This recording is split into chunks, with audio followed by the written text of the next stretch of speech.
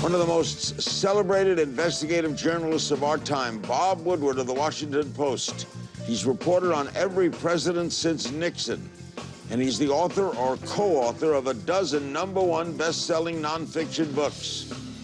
Considering what he's covered over the years, it's appropriate that he joins me at the historic Hay Adams Hotel, overlooking the White House. All next on Politicking.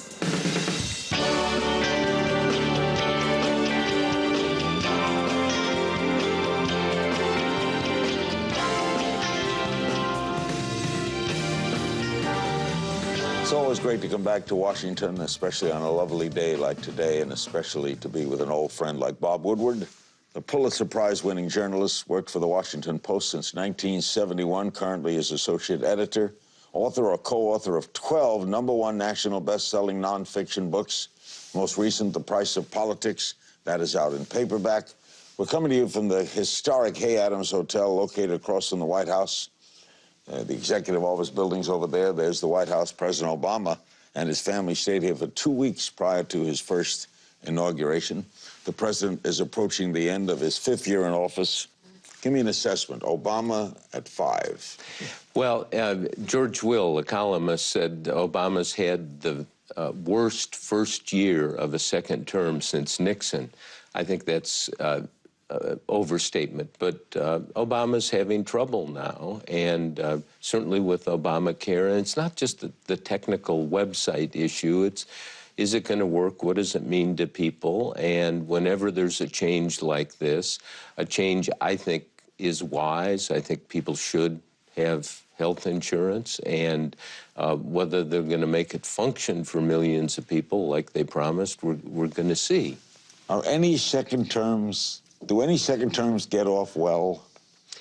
It's a good question. I mean, there generally is a bump in the road. But if you look at the world right now, I think the world is such a dangerous place. All of the, if you go from North Korea down to Libya and Egypt and ask questions about China and Russia, one of the CIA people came over recently and said, the fuse of instability is lit in about a dozen countries.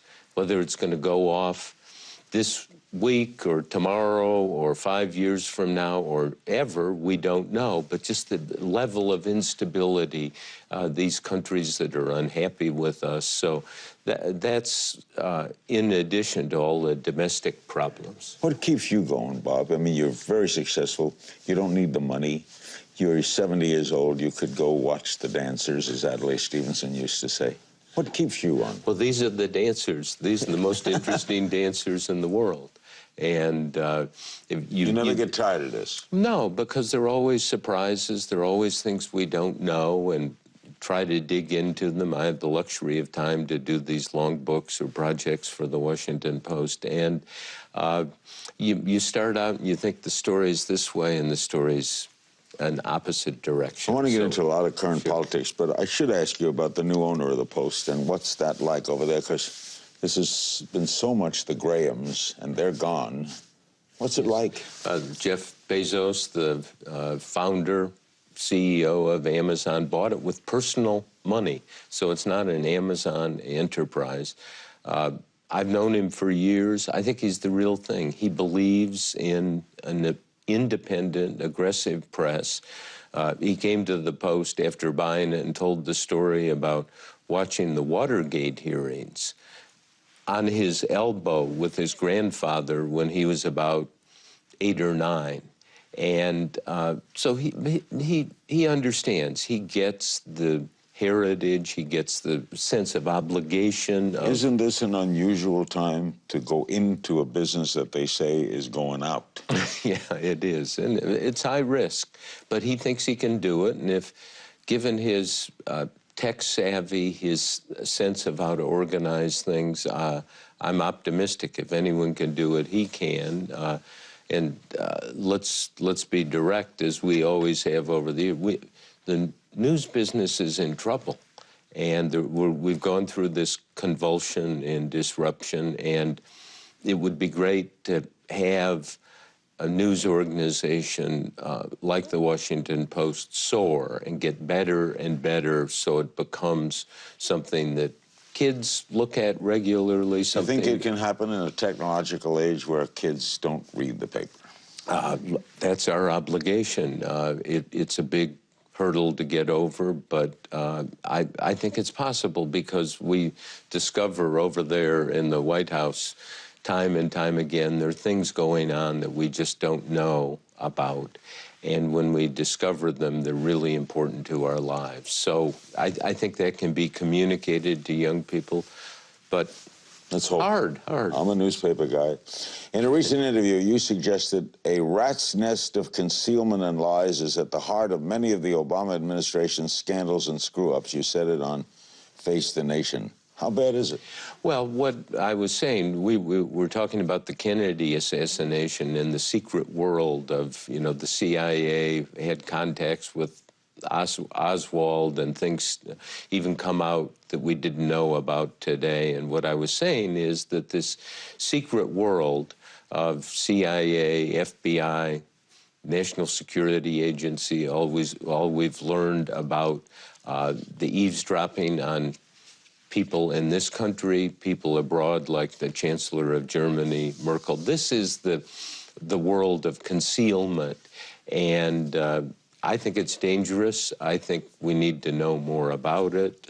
What troubles you more, a president who knows what's going on and lies, or a president who doesn't know what's going on?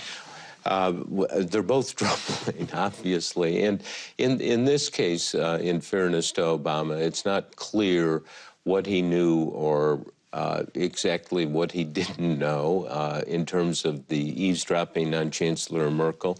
I think we'll get answers to that. I think they're reviewing it. You know, this is all about 9/11. This is even a dozen years after 9/11.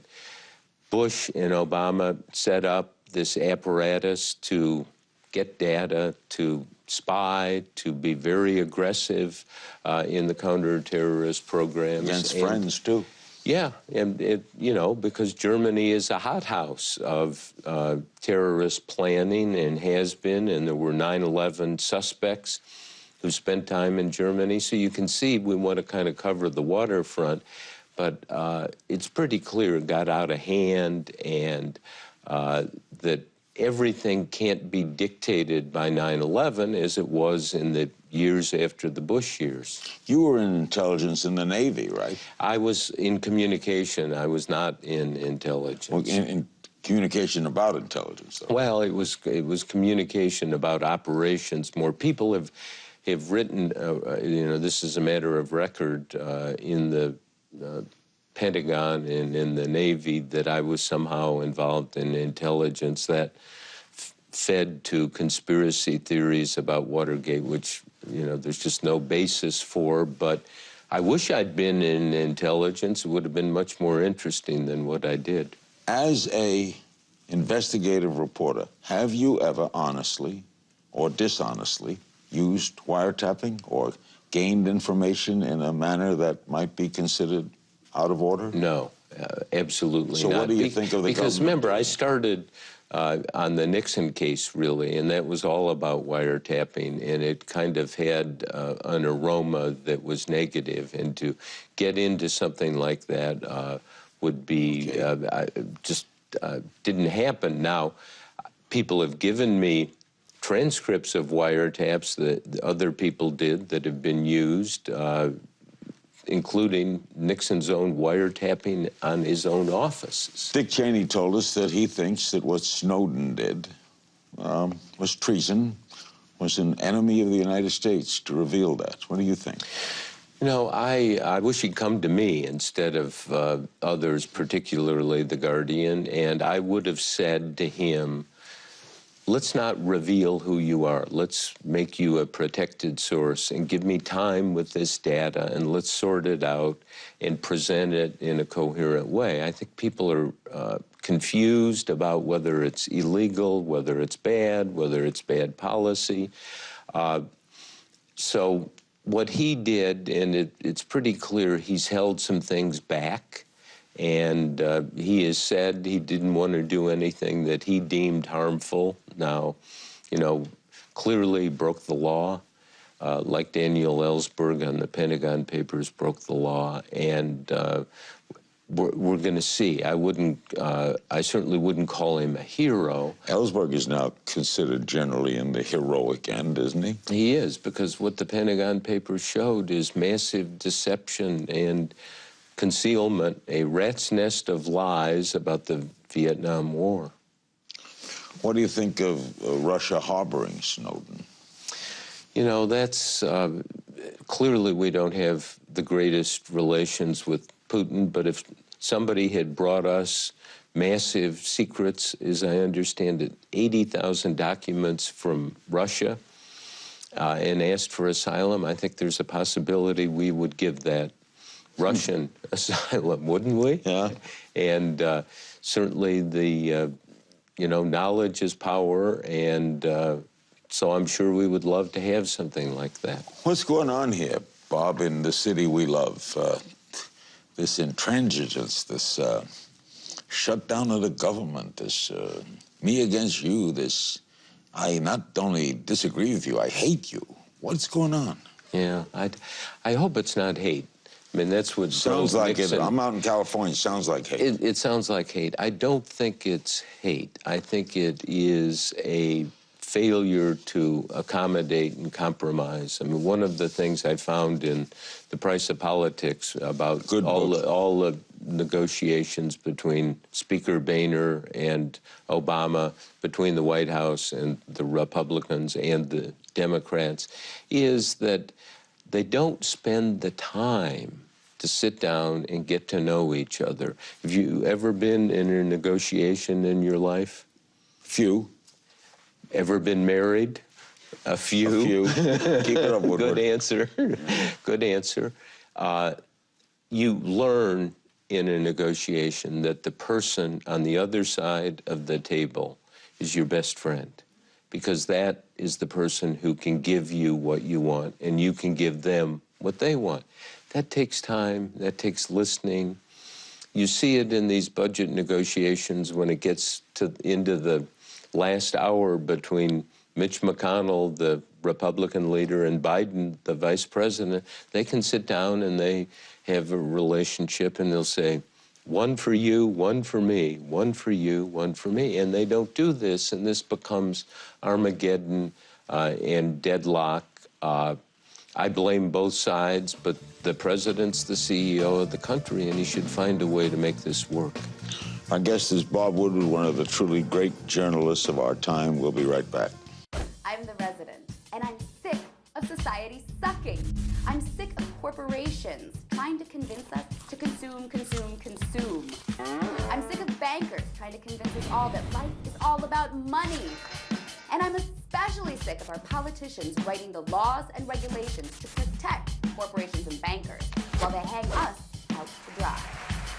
There is just too much crap in today's society. Let's talk about that.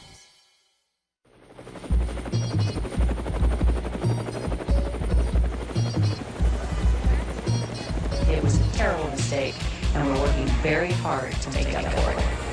And once again, we put something on the air. It's a flat-out lie. Have you ever had sex with Governor Rick Perry? No, wait. Do not answer that. I want you to watch what we're about to do, because you've never seen anything like this on television.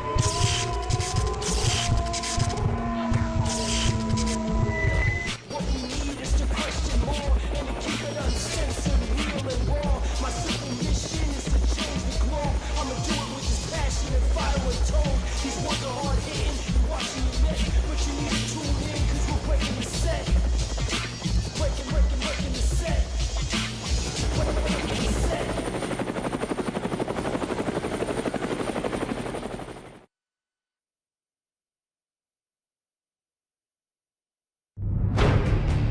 I've got a quote for you. Let's make it tea time. Stay away from that story. Let's get this guy elected. Let's smear that guy. Instead of working for the people, politicians and the mainstream media are working for each other. Bribery, staged events, bias, propaganda. I think I'd rather play alone.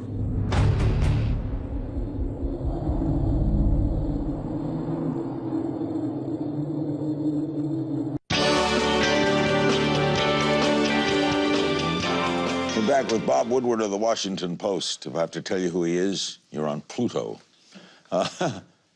Give me your overview. You've interviewed him, I've interviewed him. You spent more time with him than I have, but give me your overall assessment of this man, Barack Obama.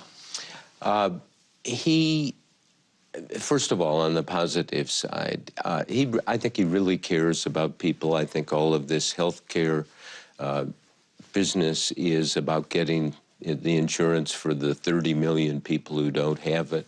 I think he has a big heart. In his second inaugural, there's a line that just blew me away where he said, "Our creed is that the little girl born in the bleakest poverty will have the same chance as anyone else." Now, we know how bleak, and he knows how bleak the bleakest poverty in America is. When is that child going to have the same chance as your children, my children, his children? 200 years? But he stated it as a creed, and it's certainly not reachable in his second 4 years in his presidency, but that's in there because he feels that. So there's a but coming? Yeah, and the but is, and I've written about this, I don't think he has found a way to work his will as president. If you knew Clinton well as president, Reagan well, two parties, two different outlooks. You look at their 8-year presidencies, and they found a way to work their will. And Obama has not found that road, and that road is always compromising. Has he got time to find it? Sure. And there may be, the big unexpected will occur, and he'll figure out how to deal with it. I think he's paying a great price. The economy in this country is much better than probably anywhere in the world, and we could have a takeoff if he would figure out these budget taxing issues, and they do it for 2 months or 3 months, and we're going into this soup again in a couple of months. Does he need luck? It's great to have luck, but if you don't have it and you can't control it, as no president, no person can, you've got to have a way of saying, what are my goals? Now, he tells people privately. This summer, some people were having dinner with him, and they asked, what are you worried about the most? And he said, unemployment, climate change, and Pakistan. And unemployment is the right issue to worry about. Millions of people in this country who can't find a job. That is the great injustice in a democracy. And he should work harder. I think he cares about it, but his end of the bargain, the governing bargain, is very carefully with the Republicans and with the Democrats in Congress saying, this is a plan, these are the things we're going to do, and we're going to stabilize it. And I mean, you chuckled, quite rightly so, when you say that, we're going to do it for 2 months, we're going to do it for 3 months. He shouldn't let that happen. Let me run down some political figures. Give me your thoughts. What do you make of Senator Cruz? I do not know him. He's put a stake in the ground, maybe in the heart of the Republican Party in the process. So we'll see. I mean, I've never been enchanted with true believers on the right or on the left. I think someone like you try to be empirical, and he's not. He's an ideologue. Hillary, I think will run. I think she's a dynamo. I got to know her when she was First Lady, and she's a very focused person. People who worked with her in the State Department and the White House and other cabinet positions when she was Secretary of State for the first Obama term, across the board give her high marks. and say she knew how to manage, she knew how to set reasonable goals and pretty good senator, too. Yeah, that's right. As a senator, she was formidable. Yeah, she made her deals. Chris Christie. We'll see, you know, it's possible. Don't eliminate it. But remember, if we were talking in 1989, we said, who's going to be the next president? Bill Clinton would not have been on our list. 1973, Jimmy Carter would not have been on our list. So, you know, all these things depend, but he's got a storyline and, again, to use that word, a political franchise, which is very appealing to people now. Joe Biden. Joe Biden, underestimated, been a key figure in the Obama White House on national security, on domestic issues. Think he'll run for hire? You think he? Don't know. I mean, it would. I think he would like to do it. He's got the governing credentials, and if Hillary doesn't run or something happens there, he may be too old in many people's eyes, maybe in his own eyes. But I think the big, if you're looking for a theme for the year, it's governing. You got to fix things. You got to get things done. Paul Ryan.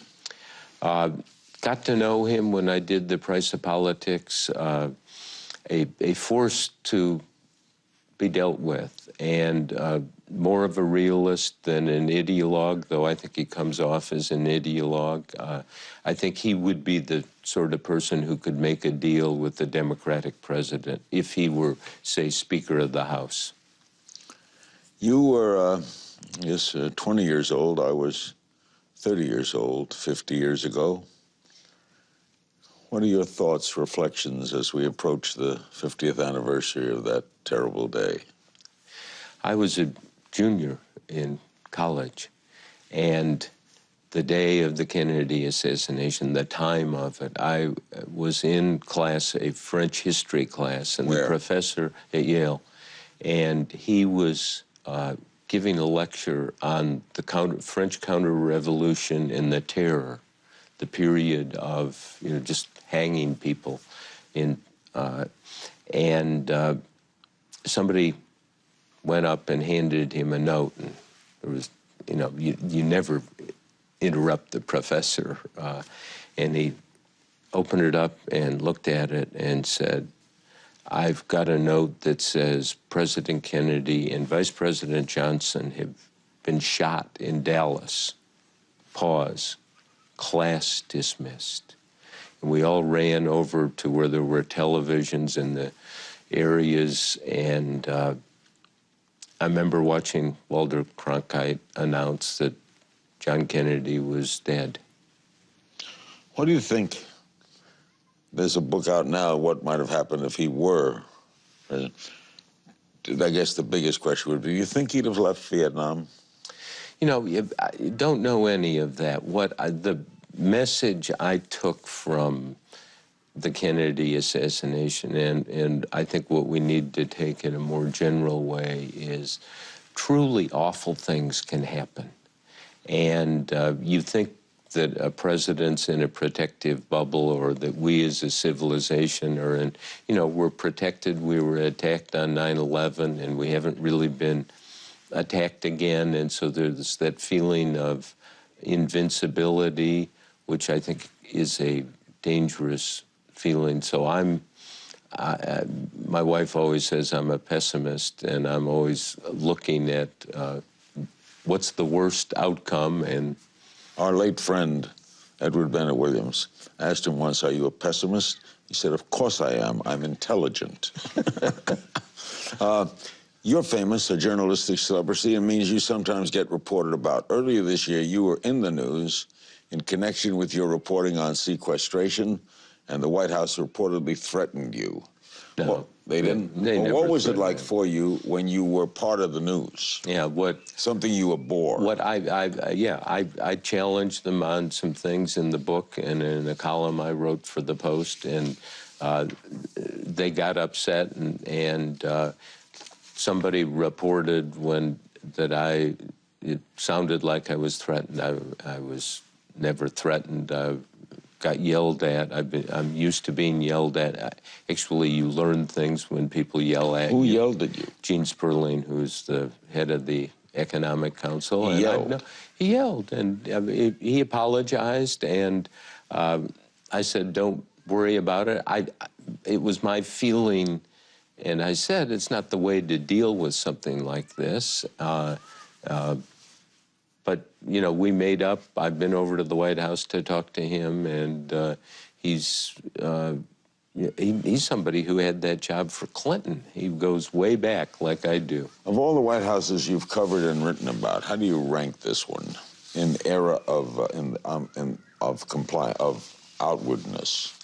Well, because I have this luxury of time, I can work for 18 months on one project or a book and then send a long memo to President Obama, and it appeals to the cerebral side of him, and so I sit down and talk to him extensively about how he made his decisions. So I haven't had a problem. I think going after people who've leaked and so forth, I can understand the motive there. I think it's just not a good policy. The problem is there's not enough openness in government. It's not that there's too much openness, and they often feel that. So I think they have a mixed record on this, but personally, I have to be honest, they've been responsive to me when I have questions and want to talk to people. I only have a couple of minutes. How much of the antipathy toward the president do you think is racial?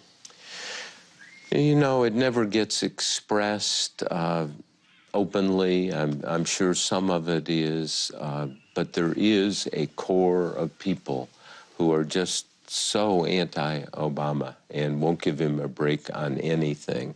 And I think that's unfortunate for him because that gives him a bunker mentality a little bit. Yeah. They're out there, they're shooting at me, it's unfair, and some of it is irrational. And finally, are we in a phase with no Woodward book? There's no Woodward book coming? I haven't decided on one yet. Usually you give me a tip about what you're writing, you give me clues. Once you even gave me a hint at a title of a book years ago. Where are we with the book? I'm working, I'm doing things for the Post now. I think the real most interesting thing in the gathering of information business, whether it be newspapers, books, television, is what's going on with the new ownership of the Washington Post. And anything at age 70 I can do to help, I'm going to focus on that. I consider an honor calling you a friend. Bob Woodward, one of my favorite people, our special guest on this edition of Politicking with Larry King. You can follow me on Twitter at King's Things, and we'll see you next time.